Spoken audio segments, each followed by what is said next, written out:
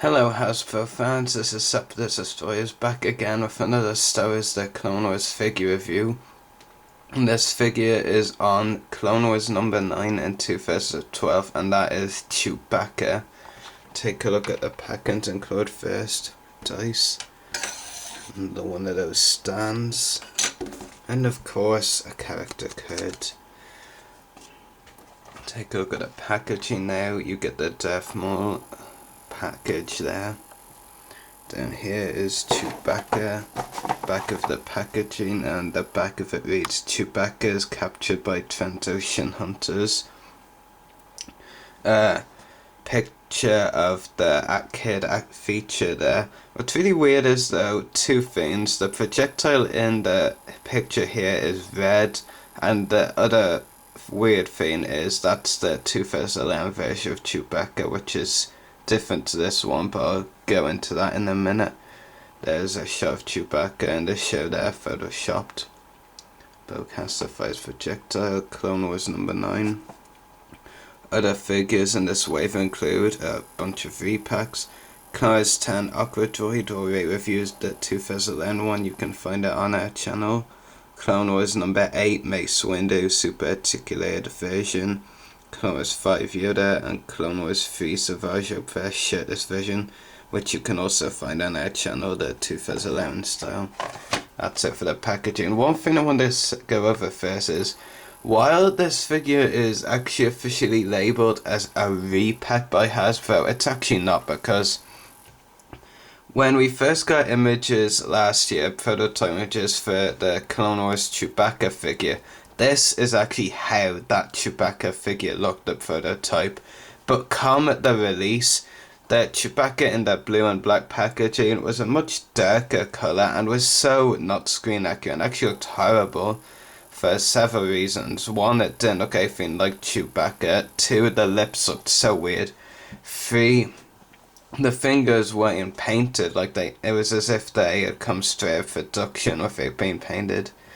So the 2011 one had plenty of flaws, but for the most part this 2012 Chewbacca is much improved by far, with a much better paint job. I'm not entirely sure it's fully accurate, but it is better colour wise, and I'll take this for what it is, because the 2011 one was so bad I even was going to pass on it anyway, even if this wasn't repacked. Anyway, enough about that. Accessories, here's the kid feature one. It's pretty much like the Bowcaster, but it's got some differences. One of them is, of course, the green projectile, which, it's kind of like the spike thingy in the shirtless Savage Press figure, and that you have to pull it out, which I'm not going to do because, well, I'm holding the camera with one hand and it's hard enough to take out with two hands, never mind one, but yeah. It is definitely a really bad accessory, and one of the only flaws I actually can find with the 2012 Chewbacca, to be honest. And of course I wish Hasbro would just scrap heap these kind of accessories. I know the line is for kids, but what can I do? The other two accessories are actually much better. First you get this is a weird thing, because weird in the way that it's not actually a Wookiee accessory, it's actually a Trandoshan shotgun that one or more of the Trandoshans in the season 3 finale used. While I love the detailing on it and it's a great accessory, I have to complain that Hasbro went out of their way to make a Trandoshan gun, but they've said they are not going to make any of the Trandoshans from the season 3 finale. Actually answer the logic behind this for me. What is the logic behind making a gun from a species if you're not going to make one of those characters? I don't actually see the logic at all behind that. In fact, I'm not even sure there is any logic behind that, but whatever. And the other one is the actual Wookiee Bowcaster, not the kidified version. And lots of great detailing on it, and I'm very impressed with it. Another accessory issue is the fact that his bandolier is removable. it can be quite annoying as it sometimes falls off, but that's why I mainly take Chewbacca's head off and then put it back over the bandolier, otherwise it's too loose.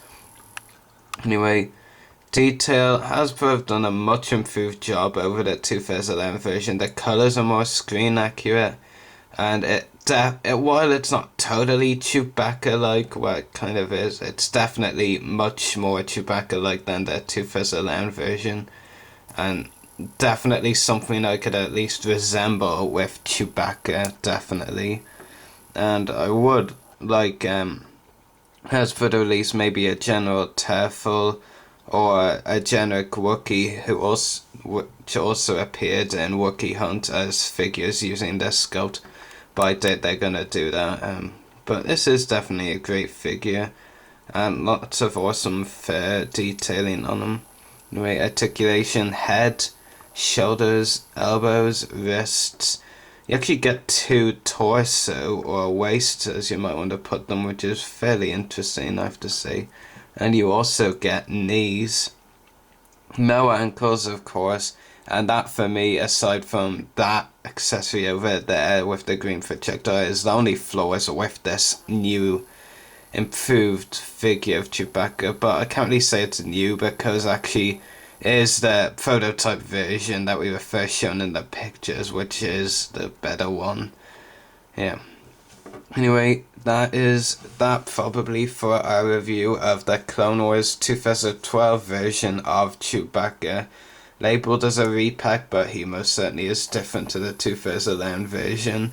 And unlike the 2011 version, which if I did, that's my big if, get to review, I would definitely not recommend that one and recommend this one. Said even if you have the 2011 version currently, I recommend getting rid of it, maybe selling it online and buying this version instead, because how can you honestly resemble the 2011 version with Chewbacca? This one, at least there's a good deal of resemblance and can pass off as Chewbacca because it does look a lot like him after all.